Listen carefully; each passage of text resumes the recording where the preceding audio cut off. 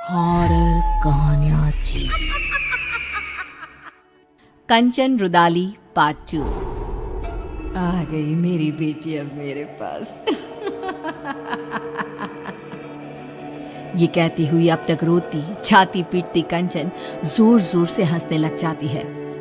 मुखाग्नि मैं दूंगी, मैं एक रुदाली आज हंसेगी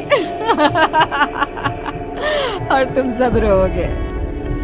कंचन वहीं पड़ी निशा की लाश के ऊपर से ईंट को हटाती है और निशा की अर्थी को जला देती है। बिना किसी सही रस्म के निशा का शरीर राख में मिल जाता है। प्रेमनाथ और ठकुराइन बेसुध होकर सब कुछ देख कर भी पर अपने दिल और दिमाग पर लगे सदमे के कारण कुछ भी समझ नहीं पा रहे थे। जलती चिता को छोड़ कंचन उठकर हवेली से बाहर चल देती है। बाहर की ओर निकलती रुदाली फिर एक बार पलटती है और ठकुराइन को देखती हुई कहती है, चलती हो ठकुराइन, जल्दी ही लौटूंगी। उसके बाहर कदम रखते ही पूरे गांव में मानो सैलाब उमड़ पड़ता है। बारिश तूफान रुकने का नाम ही नहीं लेते। चारों तरफ त्राहिमाम की स्थिति बन जाती है। इतनी गर्मी के मौसम में ऐसी बारिश, इसकी हर बूंद ऐसी है मानो किसी अपने के गम में फूट फूट कर रो रही हो। हाँ, तुम सही कहती हो रंभा। और ये सब हुआ भी छोटी ठकुराइन की मौत के बाद। क्या कारण हो सकता है इन सब का? अरे हम सब कब तक घरों में छिप कर बैठे रहेंगे? अरे खेत की फसलें बर्बाद हो रही है सो अलग, ठाकुर साहब को ही जवाब देना होगा कि ये सब क्या है।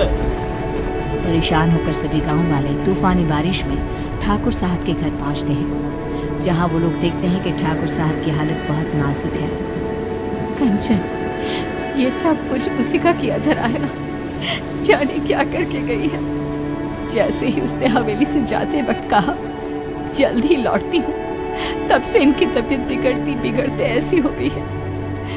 शहर से कोई डॉक्टर भी आने को राजी नहीं हो रहे। अब कंचन के घर जाना ही एक उपाय दिखता है। तभी ठाकुर साहब जोर जोर से चीखने लग जाते हैं, नहीं, मुझे प्रेत लोग नहीं जाना। अरे ठकुराइन, देखना ये तेरी बेटी को क्या हो गया है। मुझे साथ ले जाएगी ऐसा कह रही है। ये क्या कह रहे हैं आप? यहाँ पर कोई नहीं है। अजी निशा क्यों ले जाएगी आपको? ऐसा कुछ नहीं होगा जी। अरे गट्टू, तू भी आ गया।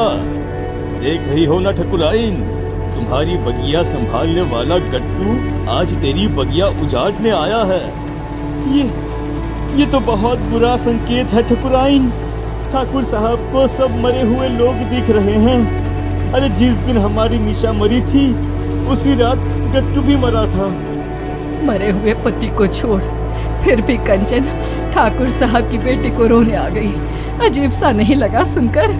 क्या वो रुदाली गट्टू की पत्नी है? ये सब क्यों हो रहा है? इसका जवाब बस वही दे पाएगी। हाँ ठकुराइन, और हमें एक बच्चा होगा, ये सपना भी गट्टू की पत्नी को ही आया था, जबकि हमारे वंश को तो श्राप था, श्राप। तेज बारिश में सभी भीगते रुदाली की कुटिया के बाहर पहुंचते। तेज बारिश में बाहर औरतें काले कपड़े में अपने बालों को खोले अपने घुटनों पर बैठी जोर जोर से अपना सर घुमा रही थी।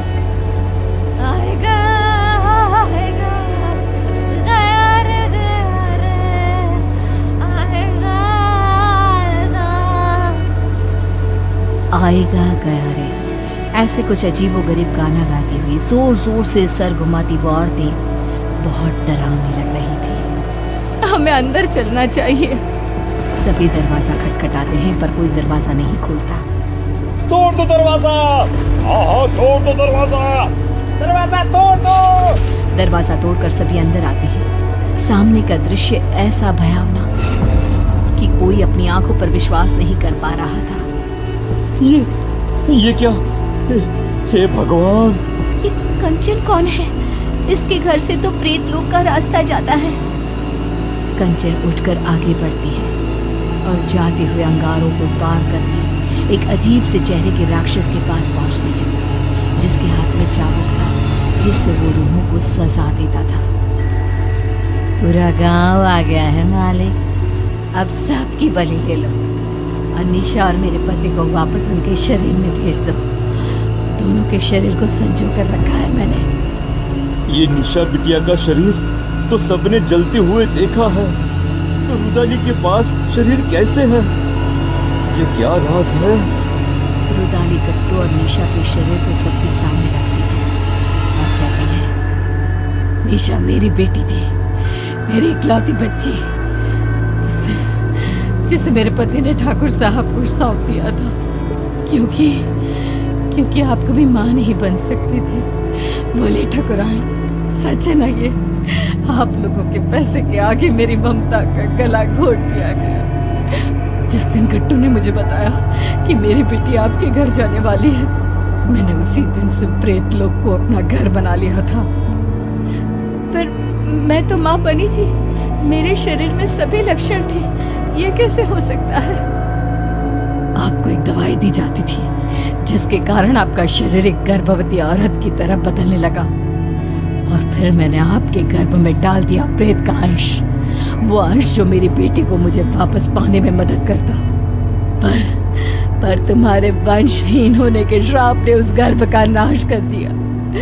निशा तुम्हें सौंप दी गई, उसने मेरी कोख में ही सब तंत्र मंत्र सीख लिए थे, इसलिए उसे वही चीजें अपनी ओर खींचने लगी। अमावस के दिन उसकी वही शक्तियां उस पर हावी हो गई और वो चली गई सब कुछ छोड़कर। पर मैं उसे कैसे जाने देती?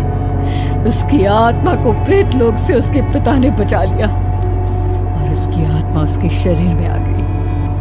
पर प्रेत सरकार बहुत क्रोधित हुई, इसीलिए आप सबकी आंखों में धूल झोंक कर मैंने एक पुतले को जलाया, ना कि मेरी बेटी को। अब उसी सरकार की मदद से मैं फिर से अपनी बेटी और पति को पालूंगी और उसके बदले ये पूरा गांव ने सौंप दूंगी। भागो भागो यहाँ से, भागो भागो भागो यहाँ से। हमें भी शरीर दिलवा देना कंचन, इन सब का शरीर तो है ही।